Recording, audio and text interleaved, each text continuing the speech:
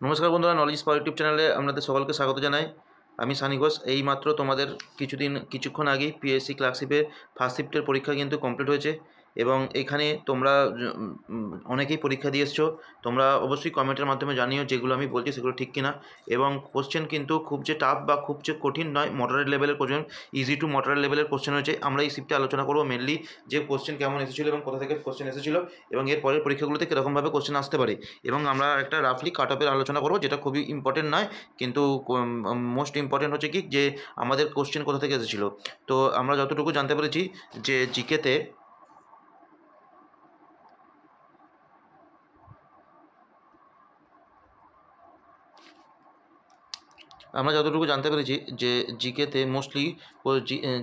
জিকেতে হচ্ছে কি মোস্টলি হচ্ছে কি তোমার কারেন্সি মানে কারেন্সি, ক্যাপিটাল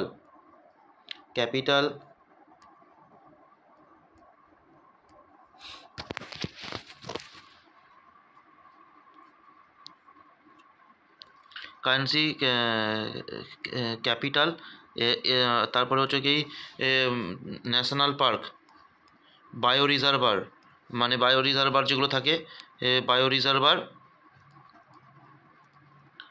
রিজার্ভার। আর তারপর হচ্ছে কি স্পোর্টস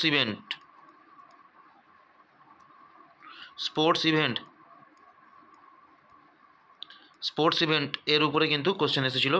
মানে স্ট্যাটিক পোর্শন, মানে হচ্ছে কি মেনলি কোশ্চেন এসেছে কি স্ট্যাটিক পোর্শন থেকে মেনলি কোশ্চেন এসেছে।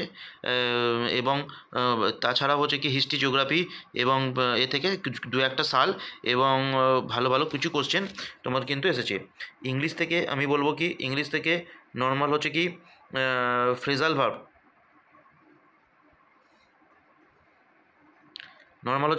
ভার্ব, আচ্ছা। তারপরে হচ্ছে কি নর্মাল হচ্ছে কি ফ্রেজাল ভার্ব, তারপর হচ্ছে কি ন্যারেশান, আর তোমার ভয়েস, আর সেন্টেন্সেস ফর্ম চেঞ্জ মানে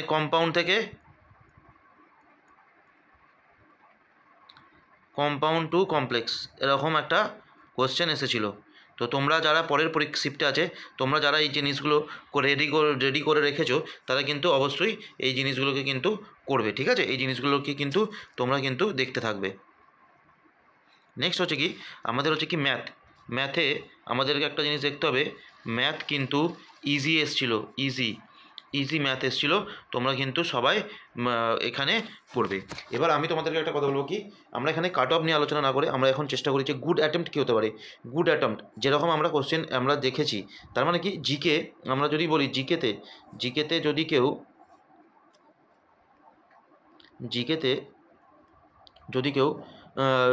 40-এর মধ্যে কেউ যদি 25 থেকে 30টা ঠিক অ্যান্সার করে আসে, সে কিন্তু গুড অ্যাটেম্প্ট। ইংলিশে যদি 30টার মধ্যে কেউ যদি 22টা থেকে 27টা অ্যাটেম্প্ট করে, তাহলে কিন্তু গুড অ্যাটেম্প্ট। আর ম্যাথ যেহেতু ইজি এসেছিল, 30টার মধ্যে যদি কেউ 27 থেকে 30 এর অ্যাটেম্প্ট করে, তাহলে কিন্তু গুড অ্যাটেম্প্ট। যদি ওভারঅল আমরা দেখি তাহলে 85 প্লাস যদি অ্যাটেম্প্ট করে, তাহলে কিন্তু অবশ্যই গুড অ্যাটেম্প্ট। এবার আমাদেরকে আরেকটা জিনিসের উপরে ফোকাস করতে হবে, সেটা হচ্ছে কি যে এখানে কিন্তু নেগেটিভ মার্কিং আছে, তাই কাট অফটা কীরকম হবে সেটা নিয়ে আমরা একটা আলোচনা করি। যদিও এখনও 3টে শিফটের পরীক্ষা বাকি আছে, যতক্ষণ পর্যন্ত 3টে শিফটের পরীক্ষা পুরোপুরি মিটছে, আমরা কিন্তু কাট অফ সম্বন্ধে সম্পূর্ণ ধারণা কিন্তু পাবো না। তাও আমরা একটা কাট অফের যাতে পরের পরীক্ষার জন্য তোমরা নিজেদেরকে মোটিভেট করতে পারো এবং পরীক্ষা দিয়ে তোমাদের গুড ফিল হয়, সেই কারণের জন্য এটা আমাদের। তো জেনারেলদের কাট অফ মানে পরের পরীক্ষার জন্য কাট অফ ফর মেন্স, তার জন্য কাট অফ থাকবে হচ্ছে কি 74 to 77। আচ্ছা, ওবিসিদের জন্য কাট অফ থাকবে 70 to 72। আর হচ্ছে কি যারা আছে কি এসসি ক্যান্ডিডেট যারা আছো, তাদের জন্য কাট অফ থাকবে হচ্ছে কি 65 থেকে 67। আর এসটি যারা আছে তাদেরও কাট অফ থাকবে কি 57 থেকে 59 এবং ইডাব্লিউএস ক্যান্ডিডেট যারা আছো তাদের কাট অফ থাকবে 50+, মানে 50-এর আশেপাশে থাকবে। আমরা আশা করছি যে এটা তোমাদেরকে দিলাম। মেনলি হচ্ছে কি কাট অফের থেকে ইম্পর্টেন্ট হচ্ছে কি পরে যারা পরীক্ষা আছে, পরের শিফটে পরীক্ষা আছে, তাদের জন্য একটা ছোটোখাটো রিভিউ আমি করে দেওয়ার চেষ্টা করলাম। আমি যদি আরও ভালো কোশ্চেন যদি ডাইরেক্ট পাই, তাহলে সেই কোশ্চেনগুলো নিয়ে এসে তোমাদেরকে কিন্তু আলোচনা করে দেওয়ার চেষ্টা করব। যদি ভিডিওটি ভালো লেগে থাকে অবশ্যই লাইক, শেয়ার এবং সাবস্ক্রাইব করে দিও।